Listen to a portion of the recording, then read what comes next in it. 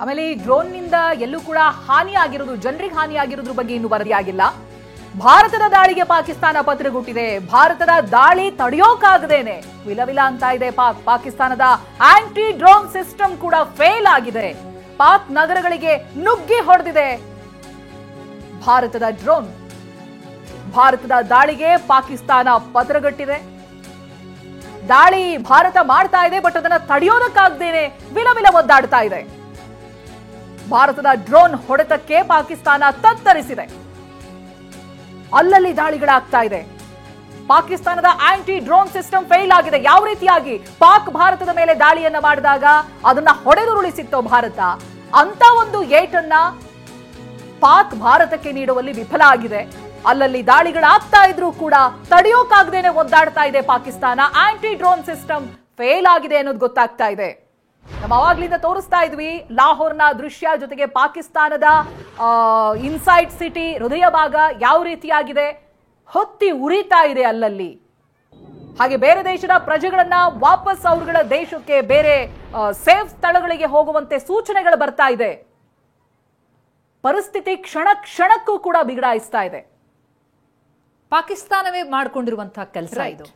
ತನ್ನ ಕಾಲ ಮೇಲೆ ತಾನೇ ಚಪ್ಪಡಿ ಕಲ್ಲನ್ನ ಎಳ್ಕೊಂಡಿದೆ ಪಾಕಿಸ್ತಾನ. ಭಾರತ ನೀರು ಕೊಡ್ತಾ ಇತ್ತು, ಸೌಹಾರ್ದತೆಯನ್ನ ಪ್ರದರ್ಶಿಸ್ತಾ ಇತ್ತು. ಆದ್ರೆ ಪಾಕಿಸ್ತಾನ ಅದಕ್ಕೆ ಉತ್ತರವಾಗಿ ಮಾಡಿದ್ದೇನು? ಉಗ್ರರನ್ನ ನುಸುಳೋಕ್ ಬಿಟ್ಟಿದ್ದು, ದಾಳಿಯನ್ನ ನಡೆಸೋದಕ್ ಬಿಟ್ಟಿದ್ದು, ನಂತರ ನನಗೂ ಇದಕ್ಕೂ ಸಂಬಂಧ ಇಲ್ಲ ಅಂತ ಕೈ ತೊಳೆದುಕೊಂಡಿದ್ದು. ಅದಕ್ಕೂ ಉತ್ತರವಾಗಿ ಈಗ ಭಾರತ ಸ್ಪಷ್ಟವಾಗಿ ದಿಟ್ಟವಾಗಿ ಉತ್ತರಿಸ್ತಾ ಇದೆ. ನಮ್ಮ ಮೇಲೆ ದಾಳಿ ಮಾಡೋದಕ್ಕೆ ಬಂದ್ರೆ ಅದಕ್ಕೆ ನಾವು ನಿಮ್ಮನ್ನ ಸುಮ್ಮನೆ ಬಿಡೋದಿಲ್ಲ, ನಿಮಗೆ ದಿಟ್ಟ ಉತ್ತರವನ್ನ ಕೊಡ್ತೀವಿ. ಭಾರತೀಯ ಸೇನೆಯಿಂದ ಮಾಧ್ಯಮ ಪ್ರಕಟಣೆ ಕೂಡ ಹೊರಡಿಸಲಾಯಿತು. ಆ ಪ್ರಕಟಣೆಯಲ್ಲಿ ಸ್ಪಷ್ಟವಾಗಿ ಭಾರತ ಹೇಳಿದ್ದೇನು ಅಂತಂದ್ರೆ, ಅವರ ಏರ್ ಡಿಫೆನ್ಸ್ ಸಿಸ್ಟಮ್ ಲಾಹೋರ್ನಲ್ಲಿರೋದನ್ನ ಅದನ್ನ ನ್ಯೂಟ್ರಲೈಸ್ ಮಾಡಿದೀವಿ ಅನ್ನೋದನ್ನ ಸ್ಪಷ್ಟಪಡಿಸಿದೆ. ಭಾರತದ ದಾಳಿ ತಡೆಯೋಕಾಗದೆ ವಿಲ ಅಂತ ಇದೆ. ಪಾಕ್ನ ಹಲವು ವಾಯು ರಕ್ಷಣಾ ರಡಾರ್ ವ್ಯವಸ್ಥೆಯನ್ನ ಗುರಿಯಾಗಿಸಿ ದಾಳಿಯನ್ನ ನಡೆಸಲಾಗಿದೆ. ವಾಯು ರಕ್ಷಣಾ ರಡಾರ್ ವ್ಯವಸ್ಥೆಯನ್ನ ಲಾಹೋರ್ನಲ್ಲಿದೆಯಲ್ಲ, ಆ ವಾಯು ರಕ್ಷಣಾ ವ್ಯವಸ್ಥೆ ಅದನ್ನ ಧ್ವಂಸಗೊಳಿಸಲಾಗಿದೆ. ಯಾಕಂದ್ರೆ ನಮ್ಮ ನಗರಗಳ ಮೇಲೆ ದಾಳಿ ಮಾಡೋದಕ್ಕೆ ಪ್ರಯತ್ನ ಪಟ್ಟರು. ಜಮ್ಮು ಕಾಶ್ಮೀರದ ಕುಪ್ವಾರ, ಬಾರಾಮುಲ್ಲಾ, ಉರಿ, ಪೂಂಚ್, ನಾವು ನೋಡಿದ್ವಿ ನಿನ್ನೆ ಉರಿ ಪೂಂಚಲ್ಲಿ ಏನಾಯ್ತು ಅಂತ ಹೇಳೋದನ್ನ. ನಮ್ಮ ನಾಗರಿಕರ ಮೇಲೆ ದಾಳಿ ಮಾಡಿದ್ರು, ಆರ್ಟಿಲರಿಯನ್ನ ಬಳಸಿ ಅಪ್ರಚೋದಿತ ಗುಂಡಿನ ದಾಳಿಯನ್ನ ನಡೆಸಿತು ಪಾಕಿಸ್ತಾನ ಸೇನೆ. ಈ ಹಿನ್ನೆಲೆಯಲ್ಲಿ ಅದಕ್ಕೆ ಉತ್ತರ ಕೊಡಲೇಬೇಕಿತ್ತು. ಗಡಿ ನಿಯಂತ್ರಣ ರೇಖೆ ಯುದ್ಧಕ್ಕೂ ಕೂಡ ಫಿರಂಗಿ ಬಳಸಿ ಅಪ್ರಚೋದಿತ ದಾಳಿಯಾಗಿದೆ.